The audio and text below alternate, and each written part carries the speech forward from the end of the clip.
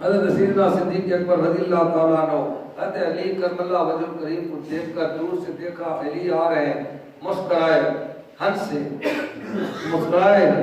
تو حضرت علی کرم اللہ وجہ نے پوچھا ابو بکر کیا وجہ ہے، کیوں ہنس رہے ہو،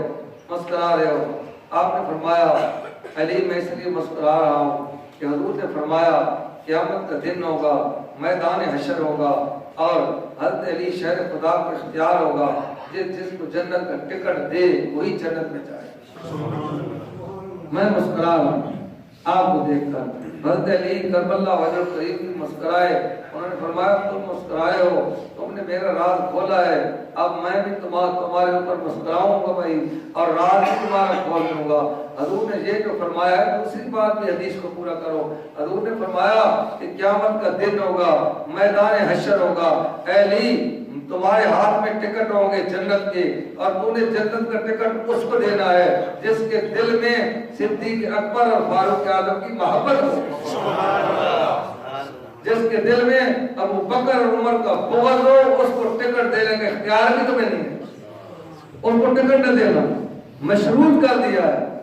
اندازہ لگایا آج ہم کہتے ہیں نعوذ باللہ صحابہ پر تعلق تشریح کرتے ہیں، صحابہ کی آپس میں کیسی محبت ہے، کیسا تعلق ہے کہ ابو بکر کا بغض رکھنے والا علی کے ساتھ بغض رکھنے والا ہے، علی کا بغض رکھنے والا فاروق اعظم سے بغض رکھنے والا ہے، ایک صحابی کا بھی دل میں بغض ہے، سارے صحابہ کا سمجھنے میں بغض رکھنے والا ہے۔ صحابہ علیحدہ نہیں ہے،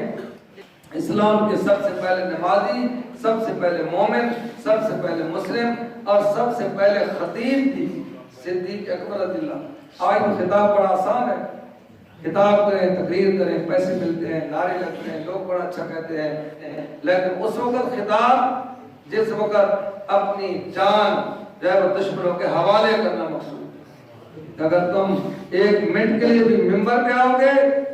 تم یہ پڑھو گے کہ لا الہ الا اللہ، تو تمہاری جان کی خیر نہیں۔ تم نے اعلان کیا محمد رسول اللہ، تمہاری جان کے دشمن موجود ہیں۔ حضرت صدیق اکبر رضی اللہ تعالیٰ نے حرم کعبہ میں اس وقت خطاب فرمایا، اس وقت تقریر کی جب ایک بات کرنی بھی بڑی مشکل تھی، آپ نے آ کر خطاب کیا اور اعلان یہ کیا، تقریر یہ تھی، ایک تھی توحید پہ، دوسری تھی رسالت پہ، کہ میں ابو بکر اعلان کرتا ہوں اللہ کے سوا کوئی لائق عبادت نہیں، اور میں اعلان کرتا ہوں اللہ کے معبود کے سوا کوئی نبی اور رسول نہیں ہے،